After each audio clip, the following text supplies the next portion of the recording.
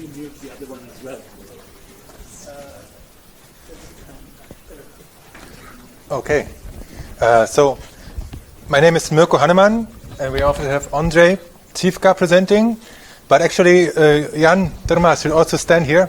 But he's so busy working getting the LaTeX results, so I decided I will present this. And Lukáš is of course important. Luca and Santosh also helped us with this project. We saw now Thomas speaking, and in some sense you can think of it as a bottom-up knowledge source, because he's training on acoustic units a language model to help get better acoustic units. We somehow use top-down knowledge because now we use text data. We used a language model that we trained, and now we want to use our acoustic unit to actually make word recognition. For this purpose, we need a mapping. We have a word language model which is trained on unrelated text.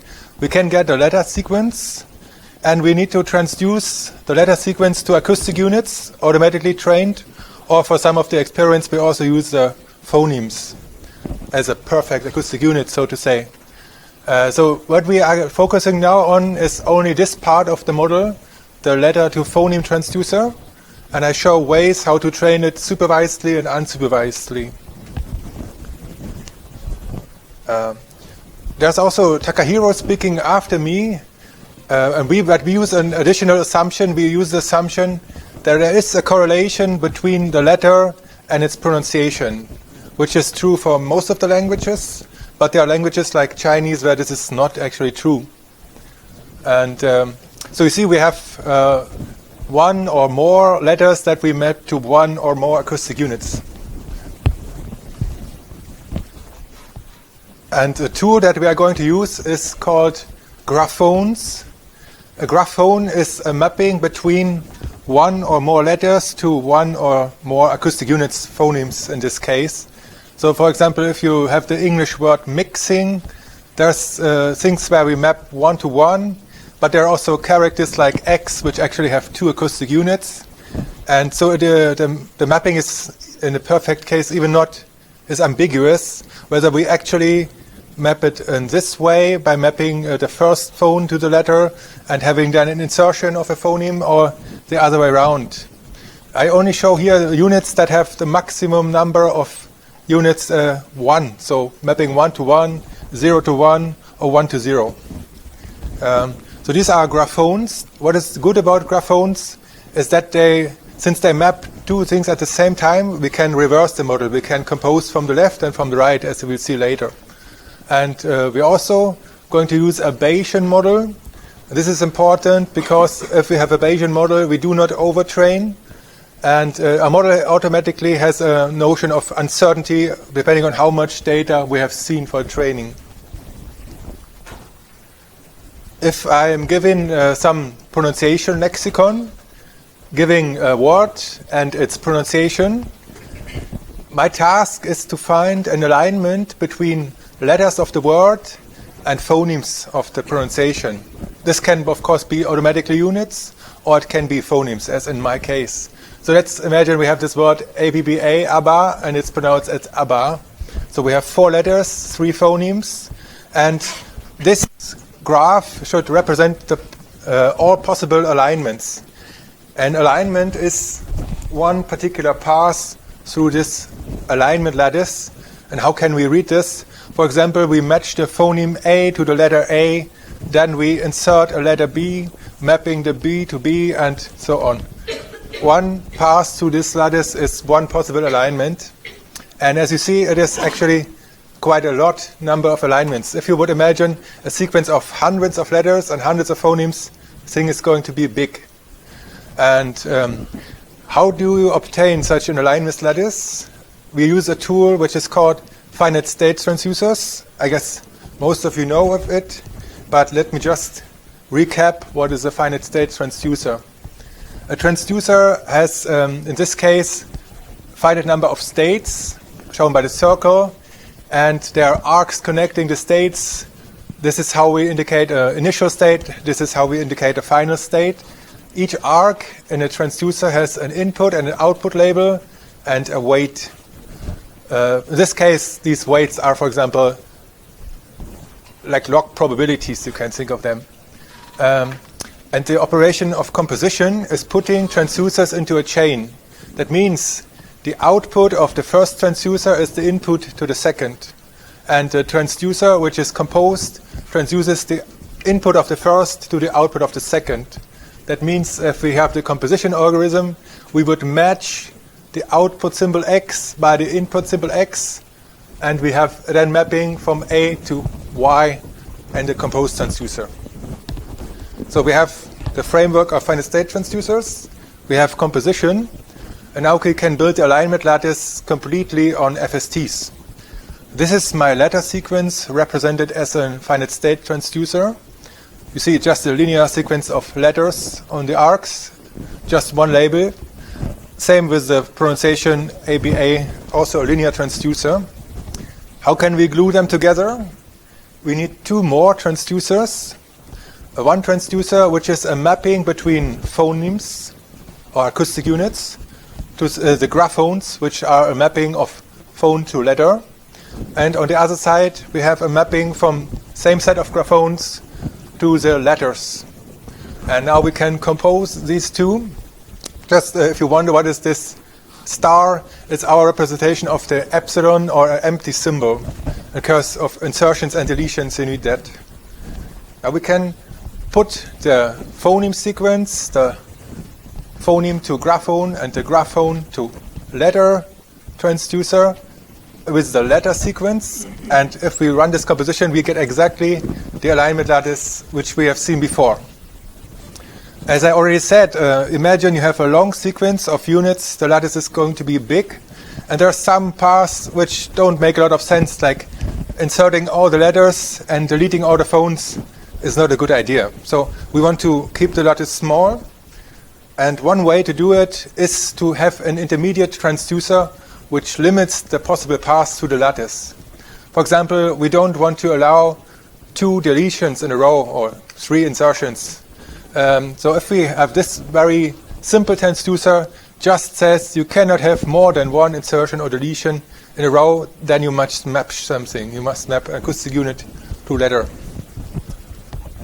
So you see, we have the transducer chain, phones to graphones, limiting transducer, graphones to letters and letters, and we get a restricted alignment lattice which looks like this. For example, I have inserted the phone A.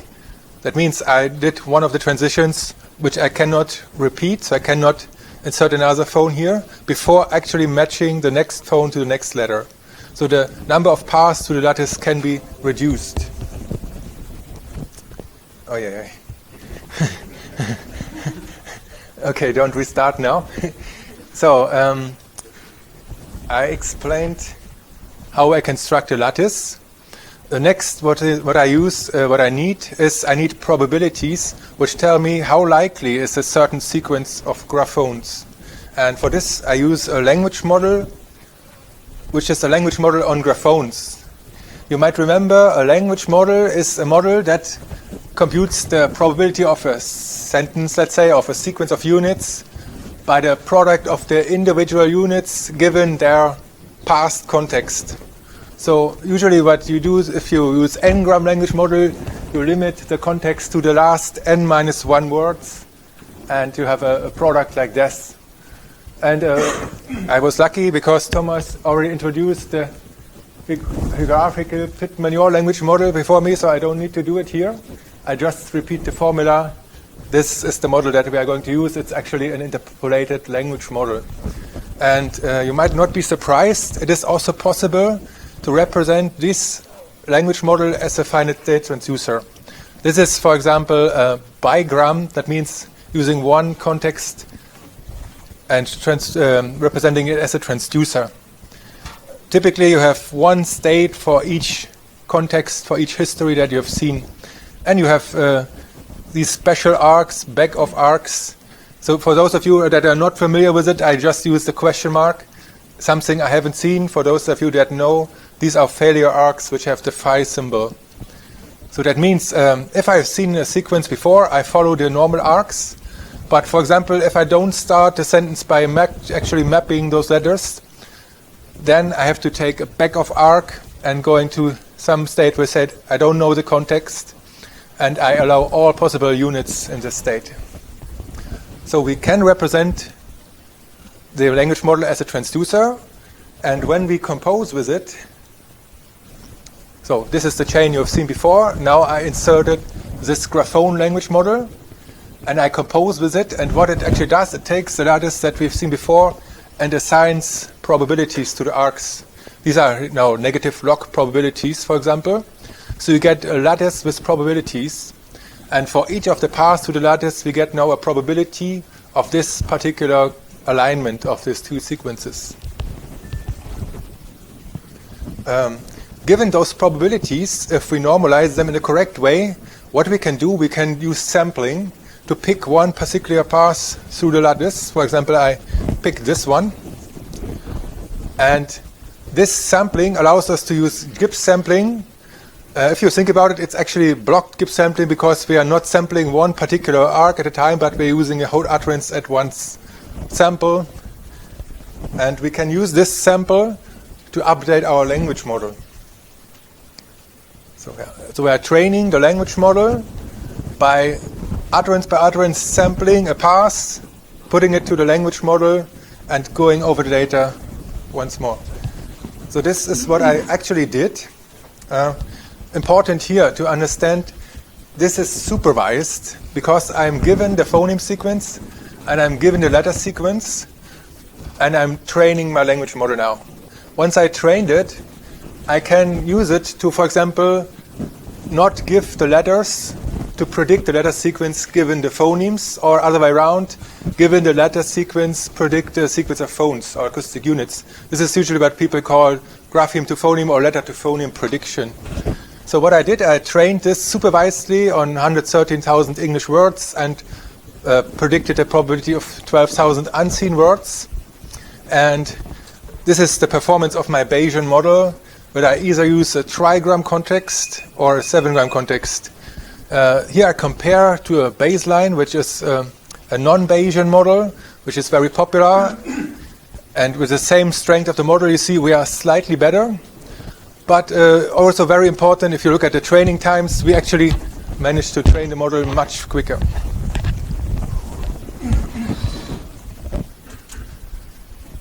So now we have, I just show you the particular training of this one model and its application. But what we are actually interested in is the whole speech recognition. You see, this chain I've already covered. If I add now one more transducer representing the HMM structure as the acoustic model, and then once I obtain the letter sequence, I use the one transducer which is transducing letters to words. It's like a lexicon on characters, and a word language model to reweight those word sequence. I actually have a full speech recognition. And this is our ultimate goal. For this particular experiment, we say we are not concentrating on the HMM.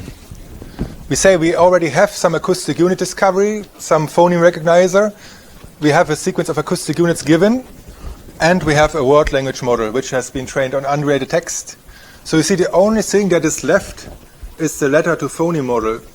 So that means if I want to train a speech recognizer, the only thing I have to do is to train this component.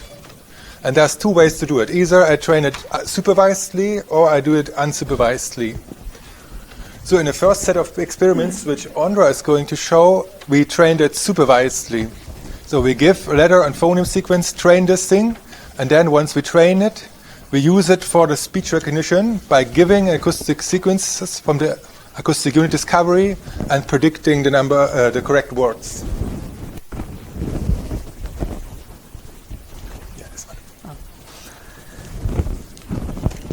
So, as Mirko said, we're trying to do a model in a supervised way. Okay, sorry.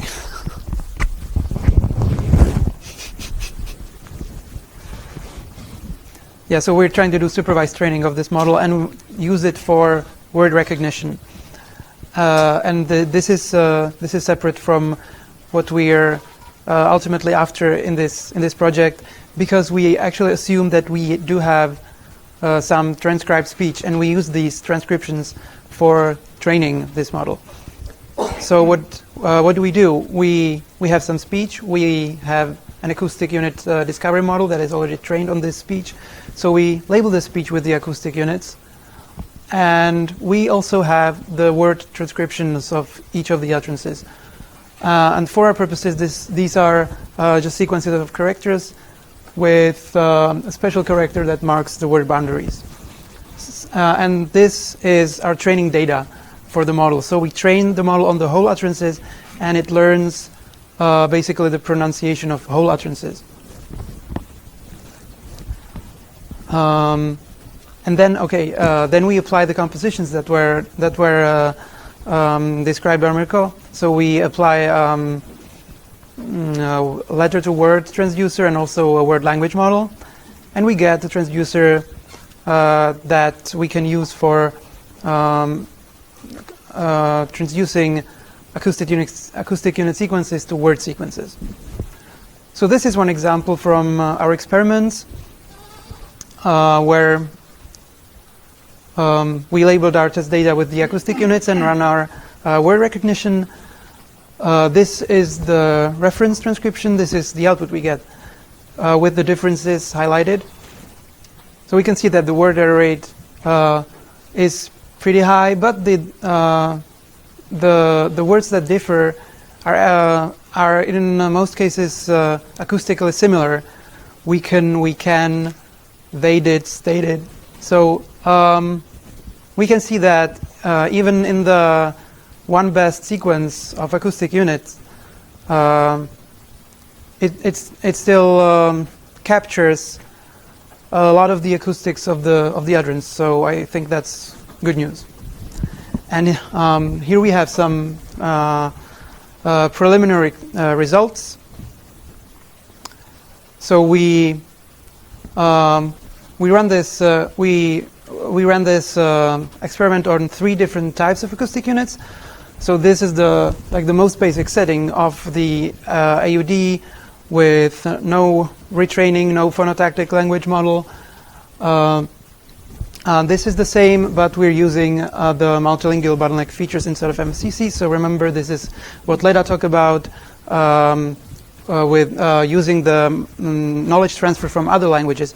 And we also tested this on phones. And of course, it doesn't really, there's no point in running this whole thing on phones when we actually have the lexicon.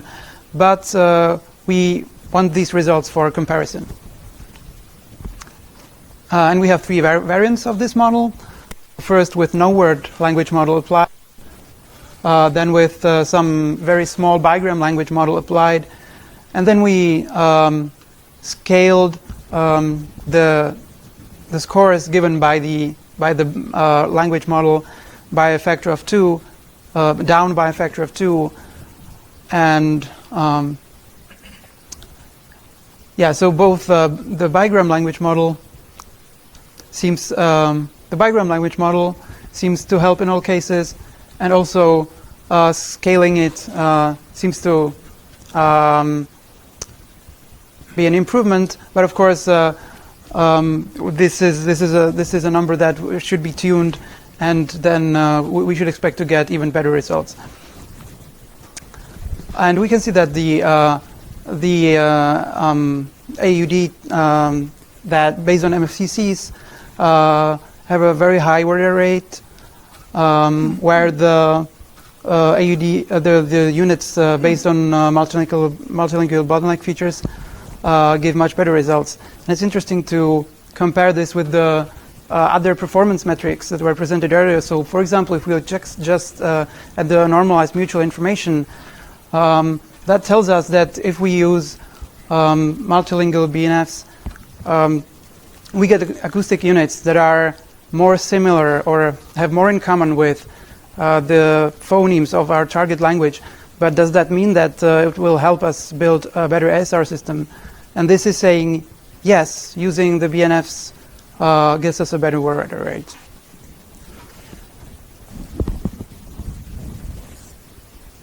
Thank you very much. Now, you have to answer the question.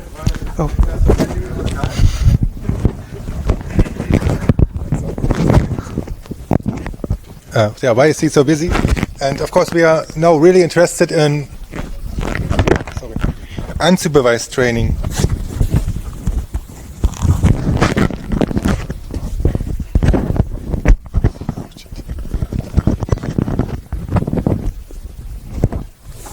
Okay. So we cheated a little bit last time. We trained this with supervision, but now we can use the same transducer chain to train this component unsupervisedly. And remember, this is the only component we have to train for our speech recognizer to work.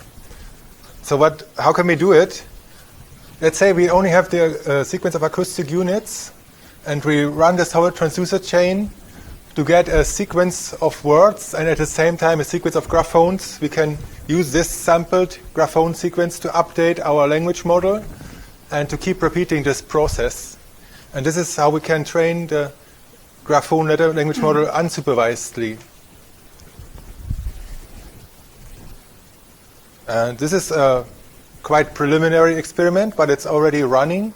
The whole transducer chain is running. So what we did is we started with a slight amount of supervision by pre-training the G2P on a small amount of utterances. Okay, it's not really small, it's like 5,000 utterances. And then we use this same G2P to do the unsupervised retraining on the other 5,000 utterances. And what you can see, we get an improvement in the word error rate. So that means the model is actually training and can use the unsupervised data to improve. And of course, our goal is to have the thing completely unsupervised, but it is still running. So this was done still on the phones, but now we repeated the same experiment on the acoustic units that were automatically derived. And the word error rates are higher, but we can see that they are not so much higher. We have now something about 40%, so it's not so bad. This is a very preliminary result, so don't write it in any publication, but we see the same trend, and we are happy about it. So to just summarize what we have a Bayesian letter-to-phony model. If we use it supervisedly, it is very fast to train, gives better performance than the baseline or very similar performance. And we can use it also for unsupervised ASR training. We have now a working implementation, but it still need to make it faster. So let me give the talk to Takahiro, which is showing the second approach. So I use the correlation between letters and phones, but he's not assuming that.